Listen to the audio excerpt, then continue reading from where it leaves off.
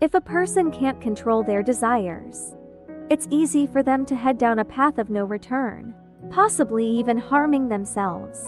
21-year-old Hao Ya was about to experience one of the happiest moments of her life. She had been in a long-term relationship with her fiancé, Xiao En, and he was her only boyfriend. She was about to step into the world of marriage. However, recently, a strange thought began to emerge in Hao Ya's mind. After being with her boyfriend for so many years, it felt more like a habit or dependence. The romantic feelings between them seemed to have faded over time. Thinking about this, Xiao Ya felt somewhat unwilling to spend the rest of her life with just one man. An idea popped into her head. She decided to have one last wild experience before her wedding, a final night of single-life fun. By chance, Hao Ya met 26-year-old Akai online. They chatted for a long time, gradually becoming familiar. Xiao Ya shared her thoughts with Akai, saying she wasn't sure she wanted to marry her boyfriend because he was her only relationship, and she wanted to experience the kindness of other men. Akai was known for being lazy, doing nothing all day, telling his family he was working, but using the money they gave him to spend all day in internet cafes, playing games non-stop. He hadn't worked a single day. Of course, Akai understood Hao Ya's hint, and immediately agreed to meet her in person. When they met, Hao Ya told Akai she felt a bit dizzy, and wanted to rest at a hotel. Hearing this, Akai wasn't happy, saying he didn't have money for a hotel. Instead, he suggested they stay outdoors, pretending it was more thrilling. Initially, Xiao Ya hesitated, but then thought, "I'm getting married soon anyway. I'll never have this chance again." So, she agreed to Akai's suggestion. Akai then took Hao Ya to an abandoned building. They quickly finished what they planned to do. As Akai was about to put on his clothes and leave, a wicked idea crossed his mind. He turned around and snatched Xiao Ya's phone and money. Seeing this, Xiao Ya was furious, but before she could react, she hadn't even had time to get dressed. Furious, Xiao Ya threatened Akai, saying that if he didn't put her belongings down, she would call the police. She demanded he leave her things immediately. Hearing this, Akai hesitated. He feared Hao Ya might go to the police, but he really needed the money. As Hao Ya continued to insult him, Akai snapped and grabbed Hao Ya by the neck. Within moments, she had stopped breathing. A few days later, a villager discovered Hao Ya's body and reported it to the police. After investigating recent missing persons, the police identified the body as Hao Ya. Before the incident, Xiao Ya had told her family she was meeting a friend and wouldn't be home that night. But after several days, her fiancé Xiao En couldn't reach her. Only then did he report her missing. The police quickly arrested Akai.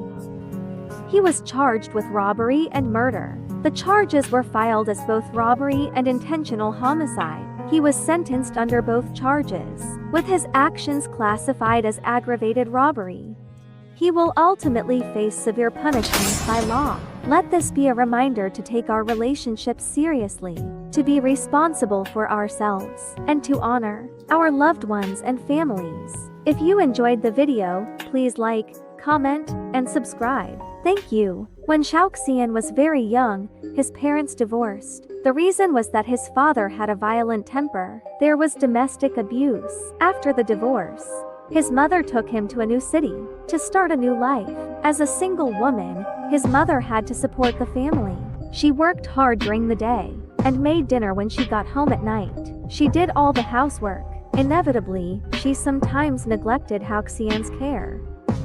A 38-year-old woman named Aunt Wang lived next door. She was tall and strong-built. She seemed very friendly toward Haoxian and his mother. Haoxian also liked this tall and sturdy new neighbor. He found her quite pleasant. One day, Aunt Wang suggested to his mother, "Why not let the child come over for lunch at my place? Home-cooked meals are nutritious and healthy. You can work with peace of mind." His mother went next door late and felt it would be troublesome for Aunt Wang. Besides, it wasn't appropriate since they had only moved in a few months ago and weren't very familiar with this aunt. Aunt Wang seemed to really like Halcyon. On weekends when his mother worked overtime, Aunt Wang often came over to visit. She would chat with Halcyon every time they met. She praised Halcyon as a well-behaved and polite boy. As time passed, his mother felt more at ease. She was comfortable leaving her child with her, but his mother insisted on giving her a few hundred yuan each month as meal money. Aunt Wang responded, "Oh, what are you saying? It's not about the money. We're neighbors, after all. Looking after him is just natural." Hearing her words, his mother was even more moved. She could go to work without worrying about her son's meals anymore. Otherwise, she always felt a bit guilty for being busy making money and neglecting her son. Aunt Wang took great care of Halcyon.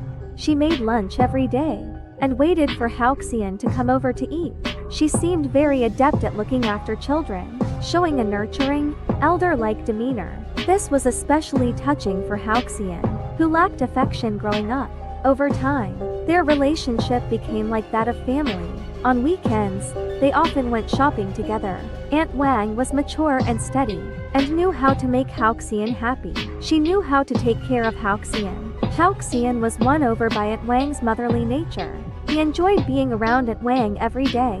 But after 2 weeks, Aunt Wang began to show a different side. She started asking Halcyon to play games with her, and made some intentional hints toward him. As a 14-year-old boy, he already had some understanding of these things, and immediately blushed. Feeling flustered, he felt at a loss. Seeing Halcyon blush, and not explicitly refuse, she decided to forcefully continue. She initiated intimate interactions with Halcyon. Each time after they played, Aunt Wang would buy Halcyon a lot of snacks and give him 50 yuans, telling him not to tell his mother. Otherwise, she said, his mom would break his legs. Halcyon was very scared, so he kept this secret all along. Due to his lack of awareness of self-protection and his weak ability to resist, he remained under Aunt Wang's control. Gradually, he began to dread going to Aunt Wang's house for lunch. His mother asked him why. Halcyon simply replied, "I don't like her." Those simple words made his mother furious. "Aunt Wang has been so good to you, and you actually don't like her? Do you have any conscience?" It was at that moment that Halcyon, choking back tears, revealed the truth. This shocked his mother deeply. No wonder she wouldn't accept her money, and insisted on feeding her son for free. So that was her intention. But Halcyon is only 14 years old. She had lured him into doing such things. His mother was furious. She immediately called the police.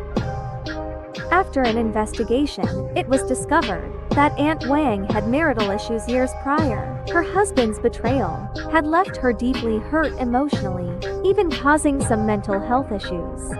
Since then, she had lost interest in men, and even developed a certain aversion to them. However, when the handsome Halcyon appeared in her life, he brought her a sense of beauty and hope for life. This is what led to the events that followed. But this is clearly criminal behavior. He's only 14 years old, and is protected by law. Aunt Wang was charged with child exploitation. The law imposed an appropriate punishment on her. Afterward, the police advised Halcyon's mother not to scold the child. It was not his fault. They suggested taking him to the hospital for an examination, and to provide him with psychological counseling. The victim, Halcyon, is only 14 years old, a crucial period in his physical and mental development. No one expected he would experience something like this. It's likely this will leave many scars on his future life. James, a resident and salesperson, often traveled for work due to his job responsibilities. That April, Mary James went out for dinner and drinks with some clients.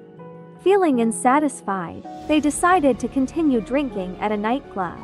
During their time at the club, James met a waitress named Lisa. As they drank and played games, they hit it off, enjoying each other's company. Around 1:30 a.m. the next morning, after finishing up at the club, James took Lisa to a nearby hotel. Under the influence of alcohol, they opened up to each other and grew closer, leading to their first intimate encounter. There's a kind of understanding that needs no words, and a feeling that's indescribable. Afterward, James transferred a total of 6,000 yuan to Lisa into payments. Before they left, they also added each other on WeChat. Afterward, they kept in frequent contact and often met up. The relationship blossomed, and soon, they were officially dating. After becoming a couple, James rented a spacious apartment with a monthly rent of 8,000 yuan to live with Lisa. To do so, James paid 6 months' rent upfront plus an 8,000 yuan deposit, totaling about 60,000 yuan. The two then began a sweet cohabitation. During their time living together, James took Lisa on trips and spent lavishly, frequently dining at upscale restaurants with her and shopping at luxury stores, even gifting Lisa an expensive handbag. As a result, James spent hundreds of thousands of yuan over the course of 6 months. However, after 6 months of living together, Lisa, due to her work, met an older woman at the nightclub who treated her well. The woman was a divorced business owner in the area, generous and wealthy. Lisa felt she had met someone influential and willingly devoted herself. She began to distance herself from James. Not long after, Lisa suggested to James that they break up and that she would move out. James couldn't accept this, and an argument broke out between them. During the dispute, James, overwhelmed by Lisa's actions and the hurt caused, suffered a mental breakdown. He attempted to harm himself by slashing his wrist. The police intervened after receiving an emergency call, rescuing James. Afterward, James felt deceived by Lisa and took her to court claiming unjust enrichment, demanding the return of all gifts he had given her, and half of the rental expenses, along with half of all living expenses incurred during their cohabitation. In the end, the court dismissed all of James's claims. The court held that James and Lisa were in a consensual relationship, and Lisa had resided in the apartment rented by James with his permission, rather than occupying it unlawfully without legal grounds. James's claims regarding Lisa covering shared dining expenses were deemed part of the couple's normal shared expenses. During their relationship, Lisa also contributed to entertainment and household items. During their cohabitation, James's evidence failed to prove that Lisa had unjustly enriched herself. Thus, his claims were dismissed for lack of legal basis.